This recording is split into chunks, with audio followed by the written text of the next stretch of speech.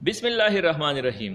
उर्दू तहकीक को देखने वाले मुअज़्ज़ज़ नाज़रीन, पूरी दुनिया हैरान है कि अफ़गानिस्तान पर 20 साल कब्ज़ा रखने के बाद अचानक अमरीकी सदर ट्रंप ने ख़ुद तालिबान के साथ मुआहिदा करके अचानक वहाँ से फ़रार की राह क्यों इख्तियार कर ली, जिस पर पूरी दुनिया में उनकी जग हंसाई हुई, उनको रसवाई का सामना भी करना पड़ा। और उसी के नतीजे में अफ़गानिस्तान पर तालिबान की हुकूमत भी आ गई। तो इसकी असल वजह एक फ़ोन कॉल थी जो ट्रंप ने ख़ुद साबिक़ सदर जिमी कार्टर को की थी। जिमी कार्टर 1977 से लेकर 1981 तक अमेरिका के सदर रह चुके हैं और ट्रंप ने ये कॉल जिमी कार्टर को चीन की मौजूदा तरक्की और चीन के अमेरिका से भी आगे बढ़ने के मुताल्लिक़ की थी। लेकिन उसमें जिमी कार्टर ने एक अजीब बात कह दी जिसने ट्रंप के दिमाग की बत्ती रोशन कर ली, और ट्रंप ने ना आओ देखा ना ताओ जल्दबाजी में तालिबान के साथ मुआहिदा किया और फौरी तौर पर अफगानिस्तान से निकलने की सोची। तो ये कॉल क्या थी और ये कैसे लीक हुई? तो ये जिमी कार्टर ने खुद लीक की थी। लेकिन क्यों की थी, तो ये सब कुछ आपको बताएंगे। लेकिन इससे पहले ये समझ लीजिए कि जिमी कार्टर कौन है। अमेरिकी साबिक़ सदर जिमी कार्टर की ज़िंदगी के 4 अदवार हैं। उसकी ज़िंदगी का पहला दौर तो वो था कि जब जिमी कार्टर खुद एक किसान हुआ करता था।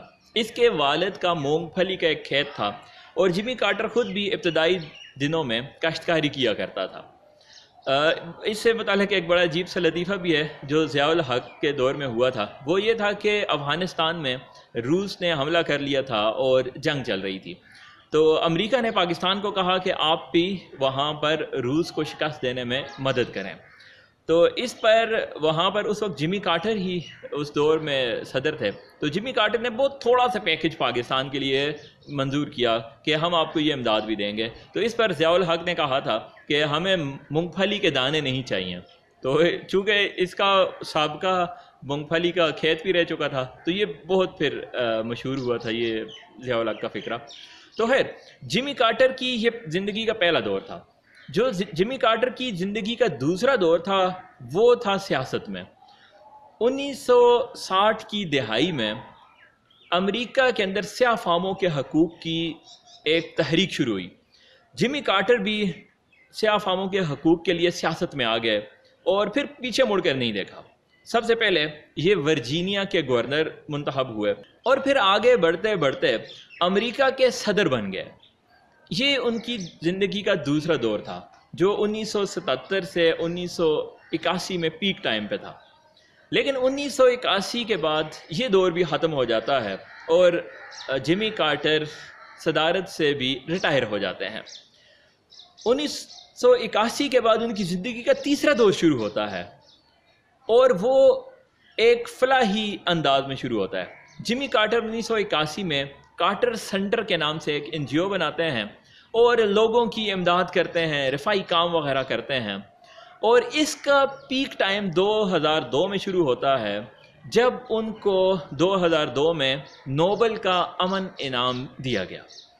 इसके बाद उनकी ज़िंदगी का एक चौथा पीरियड शुरू होता है और वो है लेक्चरशिप का और लोगों की किरदार साजी का। जिमी कार्टर एक चर्च को हायर करते हैं, एक चर्च किराए पर ले लेते हैं और उस चर्च में अपने लेक्चर शुरू कर लेते हैं। तो ये बहुत पॉपुलर हो जाते हैं उनके लेक्चर।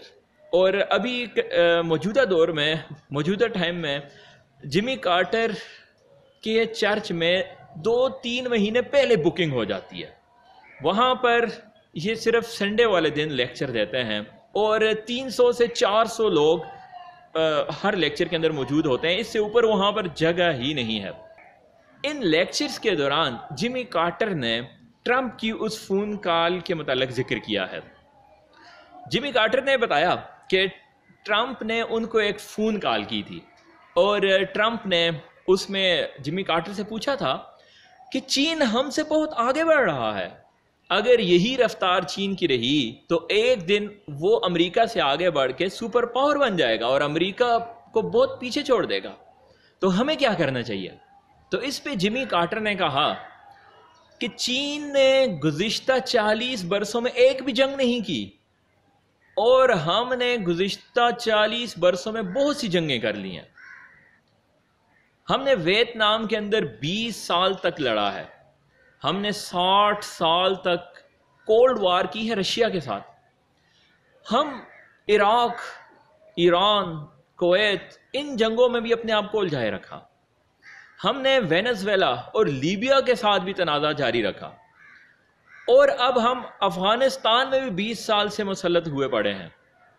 تو یاد رکھیے کہ جو قوم جنگیں کرنا شروع کر لیتی ہے تو وہ قوم ایک جنگجو قوم تو بن جاتی ہے، لیکن معیشت سے اس کی توجہ ہٹ جاتی ہے. اور کوئی بھی بڑی سے بڑی حکومت اتنی جنگوں کا بوجھ نہیں اٹھا سکتی. چنانچہ ہم ایک جنگجو قوم تو بن چکے ہیں اور معیشت سے ہم نے اپنی توجہ ہٹا دی ہے.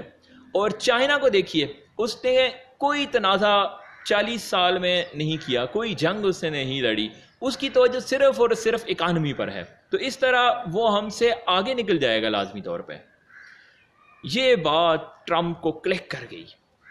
ٹرمپ نے نہ آؤ دیکھا نہ تاؤ، فوری طور پہ اس نے کہا کہ ہم جن جن جنگوں میں ہیں، بلکہ ٹرمپ نے خود اعلان کروایا کہ امریکہ جن جن جنگوں میں ہے میں ان سب جنگوں سے امریکہ کو نکالوں گا.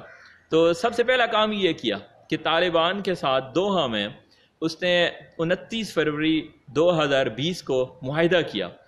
اگرچہ یہ معاہدہ طالبان کی شرائط پہ ہوا، امریکی شرائط میں نہیں ہوا، یعنی اس پہ طالبان کی ساری باتیں مانی گئیں. امریکہ کوشش بہت کر رہا تھا کہ اس کی باتیں مانی جائیں، لیکن طالبان نہیں مان رہے تھے. تو امریکہ نے پھر بھی اس معاہدے کو چھوڑا نہیں، پھر بھی اس کو کنٹینیو کیا اور ان کو ڈیڈ لائن دی. اور بالآخر ریسنٹلی جو بائیڈن کے ٹائم پہ امریکہ وہاں سے تو نکل چکا ہے. تو امریکہ کا وہاں نکلنا تھا، بلکہ اسی وقت پینٹاگون معاہدے کے وقت خلاف تھے، باقی اور تھنک ٹینکس خلاف تھے. وہ کہہ رہے تھے کہ طالبان آ جائیں گے، لیکن ٹرمپ کو جو بات سمجھ آ گئی تھی کہ میں نے کسی طرح جھگڑوں سے اپنی قوم کو نکالنا ہے، تو فوراً وہاں سے نکل گیا. پوری دنیا میں امریکہ کی رسوائی بھی ہوئی. تو اس سے ہمیں یہ سبق ملتا ہے کہ کبھی بھی جھگڑے میں نہ پڑیں، ہمیشہ جھگڑوں سے اپنے آپ کو بچائیں. جو لوگ جھگڑوں میں پڑتے ہیں ان کی اولاد جوانی اور بچپن میں ہی گن اٹھانے پہ مجبور ہو جاتی ہے اور وہ کورٹ کچہریوں کا رزق بننا شروع ہو جاتے ہیں. ان کی اولاد کی تعلیم ایک طرف رہ جاتی ہے، ان کی تربیت ایک طرف لے جاتی ہے، ان کی دکان ہے تو بند ہو جاتی ہے، ان کی فیکٹری ہے تو بند ہو جاتی ہے. وہ معاشی طور پہ بہت کمزور ہو جاتے ہیں، بس وہ ایک صرف لڑاکو بن کے رہ جاتے ہیں. تو ہر ایک تنازع سے اپنے آپ کو نکالیے اور اپنے دشمن کے ساتھ بیٹھیے، اس کو ٹیبل پہ بٹھائیے، اس کے ساتھ چائے پیجیے اور اپنا ہر ایک تنازع وہیں پہ حل کر دیجیے. تو آپ دنیا میں کبھی پیچھے نہیں رہیں گے، کبھی آپ پر معاشی تنگی نہیں آئے گی. ناظرین یاد رکھیے کہ جو لوگ معمولی لین دین کو تنازع کو جھگڑا اور جھگڑے کو لڑائی میں بدل دیتے ہیں، وہ اور ان کی اولادیں تباہ ہو جاتی ہیں. اگر آپ یہ جاننا چاہتے ہیں کہ عرب اسرائیل وار کے دوران اسرائیلی وزیر اعظم گولڈا مائر کے ہاتھ سیرت النبی صلی اللہ علیہ وسلم سے کیا نقطہ لگا تھا جس کی وجہ سے اسرائیل نے جنگ جیت لی، تو یہاں کلک کیجئے اور یہاں کلک کر کے دیکھیے کہ 1965 کی جنگ کے دوران 6 فوجیوں نے 1.25 ٹن وزنی جیپ ایک کھائی سے کیسے نکال دی.